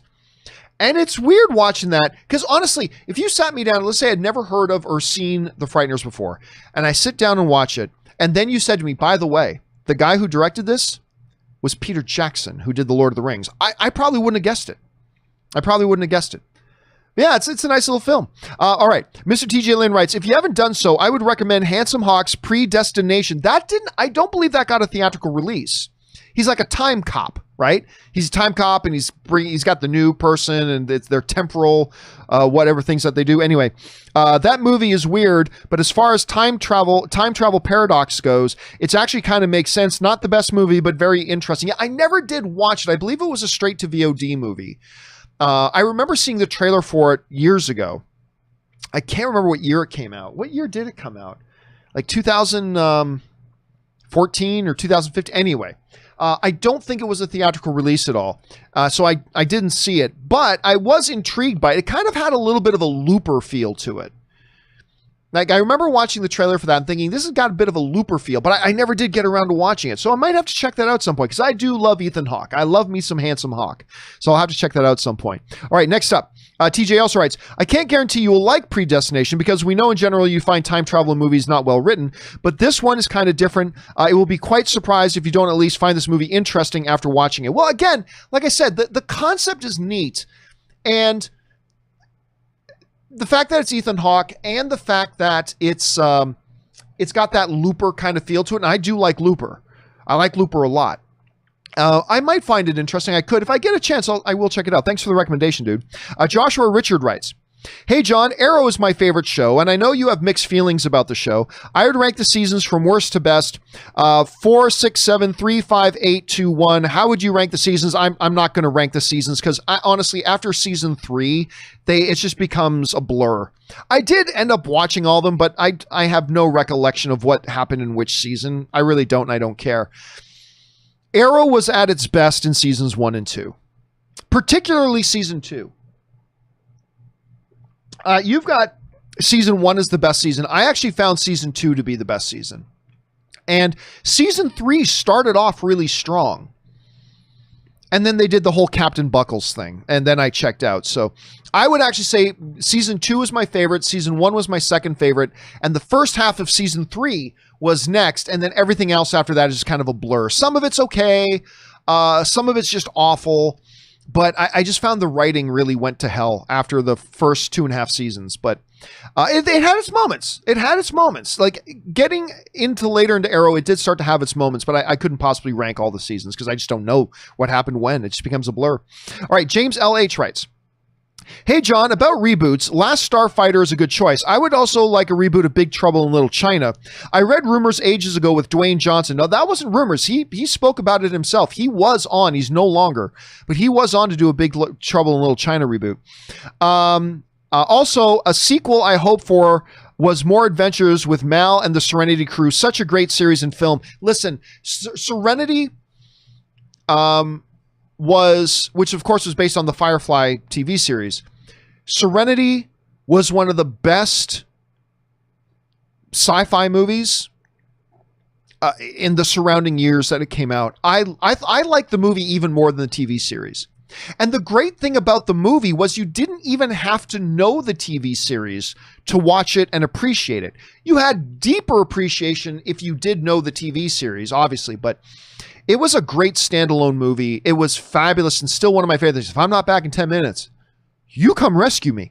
It's one of my favorites. And of course, it introduced me to Chiwetel Ejiofor, who I think is one of the greatest actors in the world right now. He was, of course, the operative in that. I love that movie. Unfortunately, just didn't do well at the box office. Nobody went to go see it. If I looked up, hold on a second, Serenity box office. Let's see what it did. Okay, that's the wrong Serenity. Here we go. Serenity made, it had a budget of $39 million, which is really cheap. It made $40 million worldwide, 25 million domestic, 14 million internationally, grand total $40 million. For a great sci-fi movie. And it lost the studio a lot of money. So yeah, it's unfortunate. I thought the movie was great, but its fate was sealed that it made so low. Made so low, which sucks because that movie is great. If you get a chance, do watch it. It's like almost 15 years old. It's going to be 15 years old this year. Crazy. All right, next up, Joel writes, hey, John, I love the show and hope you are having a great day. I am having a great day, thank you. I'm reading Dexter's Final Cut, one of the books that inspired the series. There is an actor observing Dexter for a role by going to crime scenes, etc. Do actors ever do that in real life? I believe they do. I think we've heard lots of stories about actors who go on like ride-alongs with the police and stuff like that and do things to get into roles. I've heard lots of stories about that. So I don't know for sure. I wish Erin was here right now so I could ask her that question. So I don't know for sure, but I've heard plenty of anecdotal stories about stuff like that happening, especially when they're like more method kind of actors. So I'm going to go out on a limb, Joel, and I'm going to guess yes. And you reminded me about how much I miss Dexter.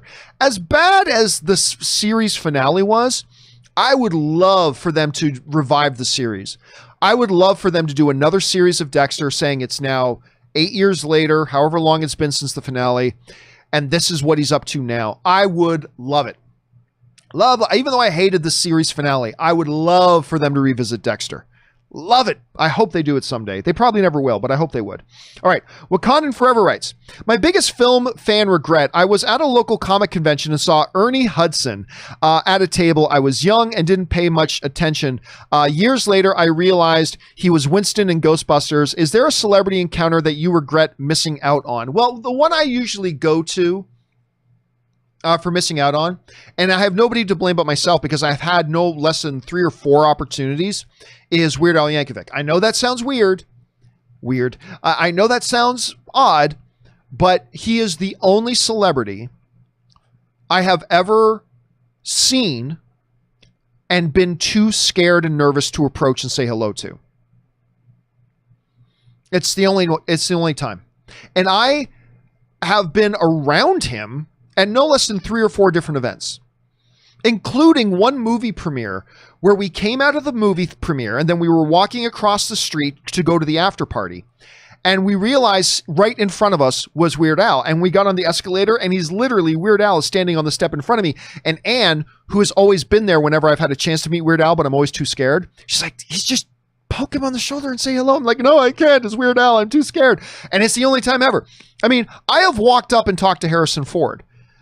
I have walked up and I'm not nervous about that stuff. I don't care. But for whatever reason, every time I got paralyzed with fanboyism to go up and talk to Weird Al. And I have no explanation for that.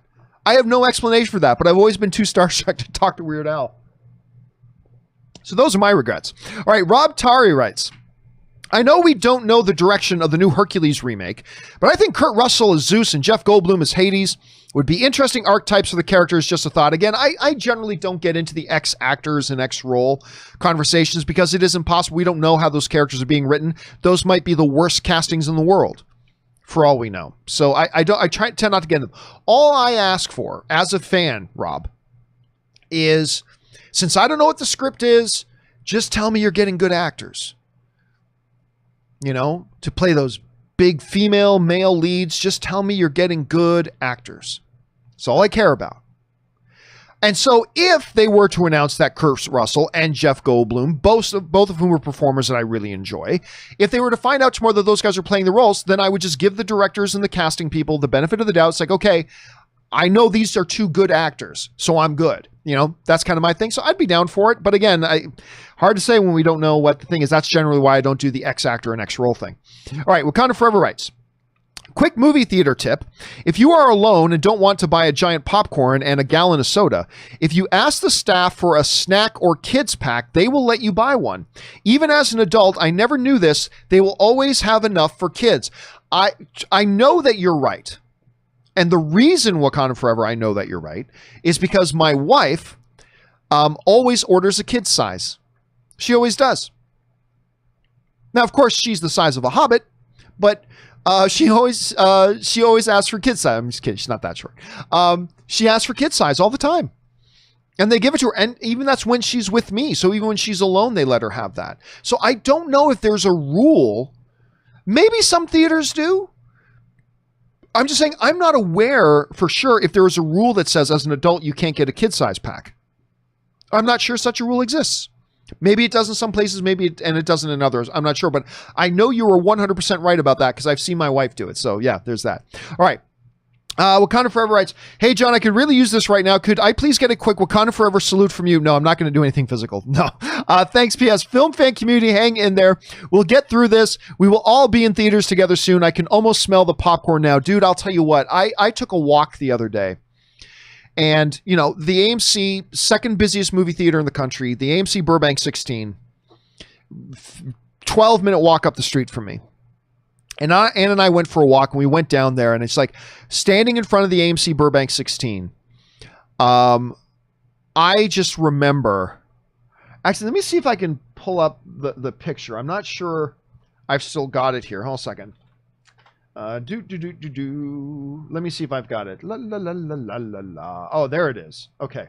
So Ann and I went down and walked down. This is just the other day, and stood in front of the AMC Burbank 16. And as we're there, I remember saying to Ann specifically, I can almost smell the popcorn. Now, there was nobody inside. There was nobody inside cooking popcorn. And it's not like it was it was more of a Pavlovian thing more than a dissonant resonance thing, where it's like, oh, I actually in the back of my mind, I can smell it because there is actual popcorn. No, there was nobody inside. But I remember being just standing there at the theater. It's like I can almost hear the chatter of people. I can almost smell the popcorn, and just standing there in front of that movie theater,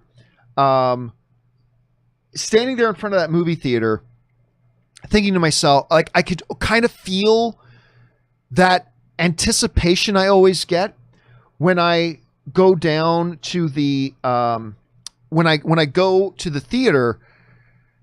And I'm getting ready to go into the movie. There's this anticipation I get. And as we were just standing there, and took a shot, as we were just standing there, just thinking, yeah, I could smell the popcorn. I'm with you on that. I could smell the popcorn. I could hear the buzz. I could feel that excitement of wanting to go in and watch a movie. It was there. And so hopefully you're right, Wakandan. Hopefully you're right that sooner rather than later, in a safe way, we'll be back in the movie theaters together and enjoying that all as a film fan community. All right. Star Wars Rocks writes, hey, John, I was talking about the Flash TV show in my question yesterday. I don't know what I can't remember what the question was yesterday. Sorry, that was like 80 questions ago, so I can't remember.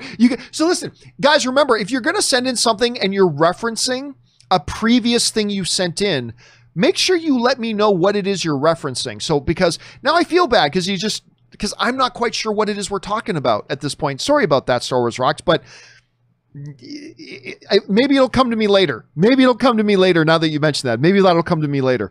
All right, thanks for that, dude. And thanks for trying to clarify something that clearly I might have missed out on before. So I appreciate that. All right, Colby Harris writes, I'm introducing my fiance to 40-Year-Old Virgin Tonight, my all-time #1 favorite comedy. She's never seen it, and I can't wait to see her react to it. Should I get the regular or unrated version to show her? I like both, but 99% of the time I say, just go with the theatrical version. That's just the best way to go. The theatrical version is plenty great. It is my all-time favorite comedy because it has everything I love in good comedy. It's got a relatable story. It's got raunchy humor. I like good raunchy humor. There's definitely good raunchy humor in it, but it's also got some heart. It's also got heart to it. It's one of the reasons why I love Clerks 2 so much, Kevin Smith's Clerks 2 so much, because it's got great raunch, but also great heart. And that's one of the things I love about 40-Year-Old Virgin and why it is my all-time favorite comedy. So good on you, Colby. You're being a good husband. I recommend going with the theatrical version to start. All right. And if she likes it, then another time watch the unrated version. An anonymous viewer writes, hey, John, a few days ago, multiple outlets said that Evan Peters had been cast in WandaVision in a mystery role. Do you think he'll be playing Quicksilver again? And if not, who could he be playing? It's important to understand this. Multiple outlets were not reporting that. One questionable outlet reported it, and then a bunch of people just referenced them. Okay. So there is a difference between multiple sources report. That means that like Hollywood Reporter, Variety, and Deadline, they all have their own sources that tell them X is a news story. That means multiple sources report. When one source that isn't one of the major trades says something, and then everybody else just referenced them, that's not multiple sources reporting. That's just multiple sources repeating. I don't even know if that story's true. I at this point, I haven't seen anything yet. It could be true. I'm not saying it's not. I'm saying right now, I haven't seen anything that lends me to thinking it's credible. Maybe it is, and maybe I'll do more research on it. But my initial, when I initially stumbled across that thing, I didn't see anything that made me think this is legit. And if it is legit, that will become apparent sooner rather than later. But at this point, I don't even know that report is true. I haven't seen anything credible that says that that's actually true. It may be. And if it is, we will find out soon enough. So let's hold on and wait for a minute.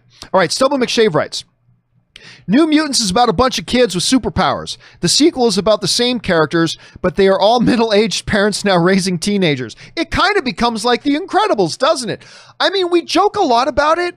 About how, hey man, when they finally have the premiere of New Mutants, they're going to be all these kids are going to be senior citizens now. But the reality is, I saw somebody, I don't know if you guys saw this picture too. Somebody put up an image the other day of the cast from New Mutants together behind the scenes, and then a picture of all those cast today, and oh my God, they look different. They look so different today because they were at that age, at least a bunch of them were. They're at that age when they shot New Mutants that a lot changes in 3, 4, 5 years. A lot, because remember that trailer came out 3 years ago, but they probably shot it 4.5 years ago. They're at that age where they physically go through a lot of changes in those 4.5 years, and they look different today. It's actually a little bit startling. It is kind of crazy to see that. All right, let's see here. Matt McClure writes, sorry, John, been here since the AMC. But I'm out until Rob's back. He adds so much to the show. I understand yours and his reasoning for not being here, but I feel like he shouldn't be shut out by any of the online movie fan community. I'll be back then. I'm going to tell you right now, Matt, please don't come back. I don't want you here. I have no place for anybody who uses their viewership as a blackmail bargaining chip. I have no desire to have anybody here that does that. Listen, I'm having lunch with Rob today. I was on the phone with Rob last night. I get along great with Rob. Nobody is shutting Rob out, at least not here. Nobody's shutting Rob out. I love and adore Robert more than anybody else. But quite frankly, I don't want the type of person or viewer here. I don't want the type of viewer here who will come at me and say, I'm not going to watch a show unless you do this. Okay, bye. Off with you. I don't need you here. I don't need you here. I really don't want my community to have people in it who are those types of people that use their viewership as leverage and blackmail. You do this or I'm not watching you anymore. Okay, bye. You think, in the words of Bane, you think that gives you power over me? You think that gives you power over me? Bye. See you later. I don't want you back. Anyway, an anonymous viewer writes, hey, John, with Marvel doing new live action TV shows, what comic book character that we haven't seen yet would you like to get a TV show? Thanks. I get asked this question all the time. Like, what character that we haven't had yet do you want to see now? And that's a tough one. Now, the one I go back to, even though this is cheating a little bit, because we have seen this character in a movie before, but it's never been anything more than a quick cameo. The one I would really be interested to see, because when you go into the backstory of this character, I think it's fascinating what you could do with them, and that's Bishop. Now, they used a Bishop type in the just canceled X-Men adjacent series. What was the name of it again? That was just on Fox. I really liked it. Damn it, I can't remember the name of the show. But anyway, I like the show, and they had a Bishop type character in it. But really, to me, it's Bishop. And that's what I've said for a long time. Actually, if you go all the way back to the 100 million view party of AMC, not the John Campea Show 100 million view party, but the AMC 100 million view party. We did a live stream back us, and somebody there asked during the Q&A part, what's, a character we haven't seen yet that you'd love to see? I have said it then, I'll say it again today, Bishop. I just think there's so much you can do with Bishop. I think there's a profoundly, really rich, interesting background of the character that I think would be really, really cool to do. All right, guys. That will do it for today's installment of the John Campea Show. Thank you so much for being here and being a part of it, guys. Listen, a lot of crazy stuff going on in the world. It's more important now than ever that you do the four main things. Stay smart, stay safe, take care of yourselves, and please take care of the people around you as you're doing it. And that's the key and important thing. Thank you to Aaron Cummings for being here. Guys, thank you for all of you for taking a part of your day to join us here on the show. And especially to all of you guys who sent in questions, not just because you gave us great fun things to talk about, but you supported the channel while you were doing it. And all of us here at the John Campea YouTube channel, thank you guys very much for that. Don't forget, we'll be back again tomorrow. Make sure you come back and join us, same time, same place. That will do it for me for now, guys. Thanks a lot for being here. My name's John Campea, and until next time, my friends, bye-bye.